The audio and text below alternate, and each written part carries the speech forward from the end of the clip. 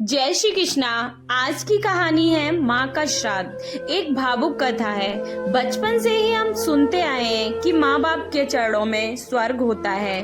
उनकी सेवा से बड़ा कोई धर्म नहीं होता, कोई भी बड़ा पुण्य नहीं होता। लेकिन न जाने क्यों बड़े होते होते हम ये सब भूल जाते हैं। आज इस भावुक कहानी को पढ़कर शायद कुछ लोगों को वो सारी बातें याद आएंगी। दीदी, याद है ना, कल माँ का श्राद्ध है। हमने बड़ी पूजा रखी है उनकी आत्मा की शांति के लिए।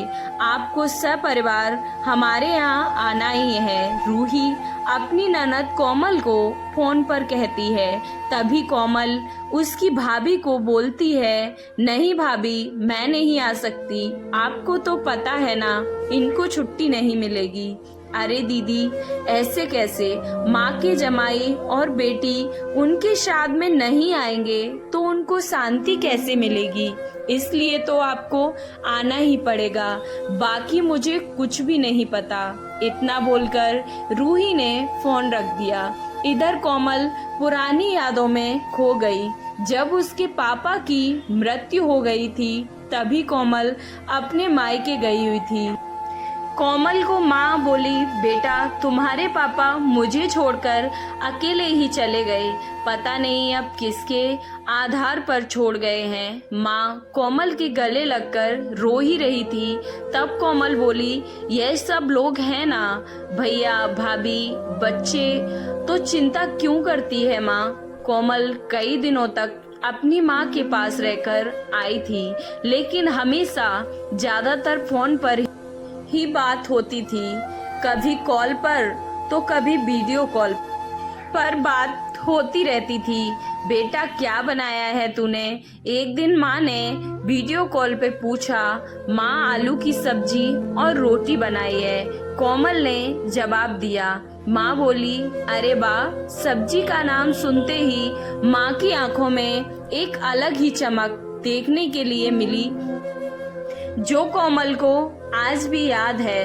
तभी कोमल माँ को बोली, माँ, तुम्हें खाने का मन हो रहा होगा तो भाभी को बोलो ना, करके देंगी। कोमल हंसते हुए माँ से बोली।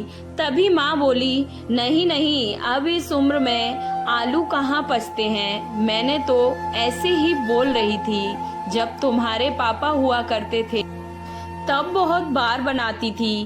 भाभी का तो नाम लेते ही जैसे माँ की आंखों की चमक गायब सी हो गई थी। माँ ने फोन रख दिया। माँ को क्या हो गया? ऐसे क्यों बोल रही थी? वह सब ठीक तो है ना? कोमल अपने आप से बातें कर ही रही थी। ऐसे बहुत बार खाने की बातों पर बातचीत होने पर माँ की आंखों के भाव बदल जाते थे, लेकिन ऐसा क्यों हो रहा था वो समझ नहीं पा रही थी। लेकिन इसके पीछे का राज उसके समझ में आया जब वह छुट्टियों में 2 दिन के लिए मायके गई। एक दिन कोमल माँ के कमरे में माँ के साथ गपशप कर रही थी। तभी दीदी, खाना खाने चलो। रूही माँ के कमरे में आकर कोमल को बोली, चलो माँ, तुम भी खाना खा लो। कोमल उठते उठते बोली, अरे दीदी, नहीं नहीं, माँ को क्यों तकलीफ देना, यह तो यहीं पर खाना खा लेंगी, आप चलो। रूही बोली, लेकिन कुछ नहीं दीदी, आप चलो। माँ के घुटनों में दर्द होता है, इसलिए माँ कमरे में ही खाना खाती हैं। रूही स्पष्ट रूप से बोलती है, तो फिर भाभी, मेरा भी खाना आज यहीं लाओ, हम दोनों साथ में खाना खाएंगे। ऐसे कोमल अपने भाभी को कहती है। इस पर रूही कुछ बोल नहीं पाई, लेकिन कोमल को साफ तरीके से समझ आ गया कि रूही को यह सब पसंद नहीं आया। वह चुपचाप बाहर से निकल तो गई और थाली में पूरी, सब्जी, रायता, अचार लेकर आई और माँ के लिए खिचड़ी। माँ, यह क्या, तुम यह सब नहीं खाती हो क्या? कोमल माँ को बोली। उतने में रूही बोली, अरे दीदी, माँ को यह सब हजम कहाँ होता है। नहीं, इसलिए मैं इनको खिचड़ी और दाल ही देती हूँ। इतना बोलकर रूही वहां से निकल गई। माँ ने अपनी प्लेट उठाई, पर माँ का ध्यान कोमल की प्लेट पर ही था। यह देखकर कोमल सुन्न सी पड़ गई। उसने माँ के मुंह में एक पूरी का निवाला डाला, लेकिन माँ ने मना कर दिया। तब कोमल ने अपनी माँ की आंखों में वही भाव देखा था जो वीडियो कॉल पर देखा था। पता नहीं भाभी का डर था या लड़की के निवाले का मोह था। तब भी कोमल ने पूरा खाना माँ को खिलाया और खुद खिचड़ी खाने लगी। 2 दिन कोमल वहीं पर थी और कोमल माँ को उसकी प्लेट का खाना खिलाती और खुद खिचड़ी खाती। ऐसे 2 दिन तक चला। माँ के बहुत मना करने के बाद भी कोमल मात्र जिद में माँ को खाना खिला देती थी और माँ भी प्यार से खा लेती थी। वह बोली, भैया मैं कुछ दिनों के लिए माँ को अपने घर ले जाना चाहती हूँ। घर जाने से पहले कोमल ने अपने भाई तन्मय से पूछा और वह बोला, क्या तुम्हारा दिमाग खराब हो गया है? लोग क्या कहेंगे? बेटा माँ को तकलीफ देता होगा, इसलिए माँ अपनी बेटी के घर रहती है। तन्मय गुस्से में बोला, अरे बाबा सही तो बोल रही है वह, माँ बेटी के घर जाती है क्या? ये क्या बोल रही है? तू आराम से अपने घर जा, मेरी चिंता मत कर, मैं यहाँ खुश हूँ, माँ ने कहा। बेटे की बातें सुनकर माँ बोली, लेकिन कोमल भी बहुत जिद की। तभी माँ भी बेबस थी।